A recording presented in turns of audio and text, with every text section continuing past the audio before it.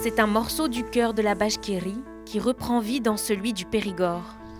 La grotte de Chulgantash, autrement appelée Kapouva, se révèle être le témoin d'un passé commun.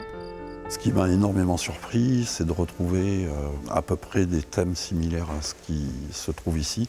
Un cheval ici, il y en a un autre ici. Il y a des signes aussi, comme on retrouve un peu en Espagne. On sent vraiment un même groupe qui a fait ça, sur à peu près 5000 km. Alors, il y a une concentration autour des Pyrénées, avec l'art franco-cantabrique. Mais ça, c'était avant que l'on ne découvre ce morceau de pâte.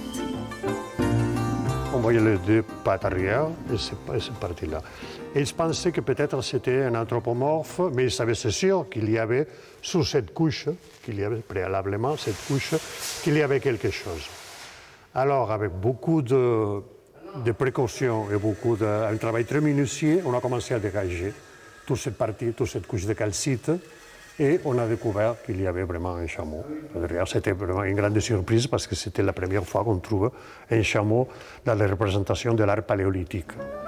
Et l'animal, de 14 500 ans, dont il va falloir reproduire la matière, ne se laisse pas si facilement apprivoiser. C'était la première fois que je me retrouvais avec une complexité, on va dire, au niveau du rendu d'une peinture.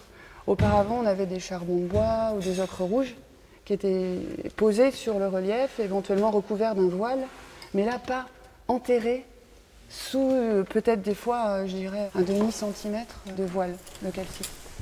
Il a fallu inventer de nouvelles techniques de reproduction, dont le secret reste bien gardé.